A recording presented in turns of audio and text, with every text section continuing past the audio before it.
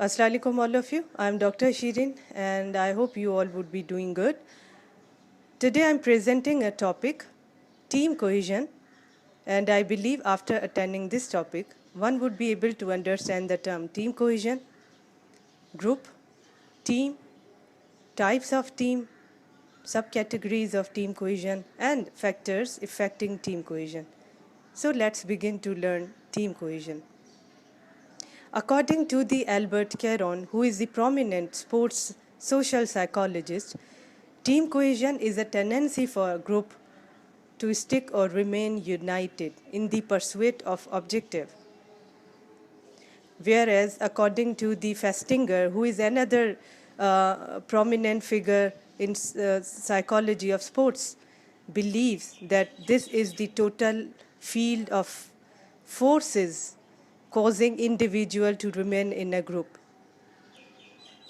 How strongly members are attracted to a group, what and how goal to be pursued in order to achieve set goal or personal satisfaction. So this is believed a team cohesion.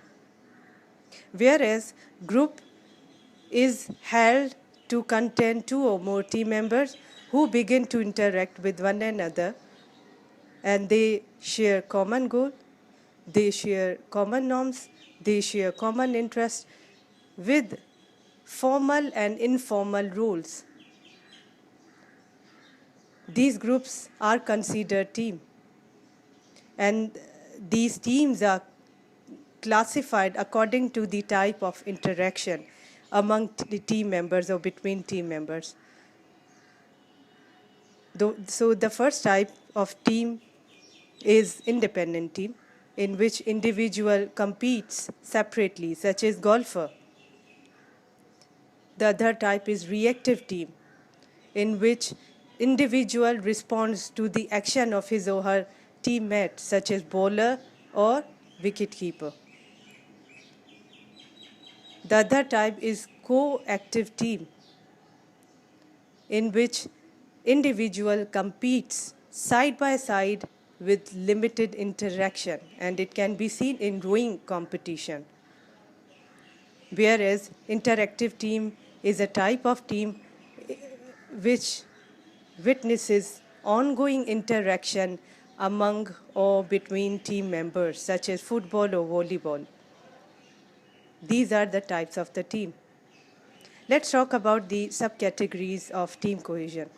There are two subcategories of team cohesion. One of them is task cohesion, the other is social cohesion. Task cohesion is a degree in which all members of the team work together in order to achieve a specific and identifiable goal, such as basketball team runs a motion offense, or volleyball team execute the multiple attack offense, or defend against the same. These are the examples of task cohesion. Whereas social cohesion is a degree to which member of the team like each other or one another and enjoy personal satisfaction, and they love to become a part of that team. It can be reversible. Member of team may dislike each other or one another. They may have differences, they may have arguments, they may fight, they may have exchange of angry words or disrespected words publicly or privately. And this is believed as social cohesion. So let's talk about the factors affecting team cohesion. There are many factors which affect the level of team cohesion. Use of positive feedback from spectators, from team members, from coach, from captain. Democratic leadership style. Communication. Use of training. collective effort, social support, and instruction-related feedbacks have positive correlation with team cohesion. A team which is more confident and has ability to achieve its objective is more likely to be more cohesive.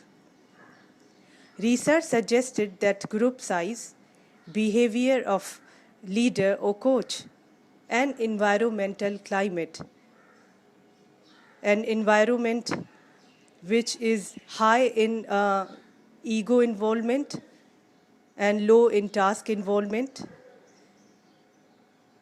lead to low level of task cohesion, whereas an environment which is high in task involvement and low in ego involvement leads to high level of task cohesion, are associated with the team cohesiveness or team cohesion. So hope you understand today's lecture. I'll see you in next class. Thank you very much.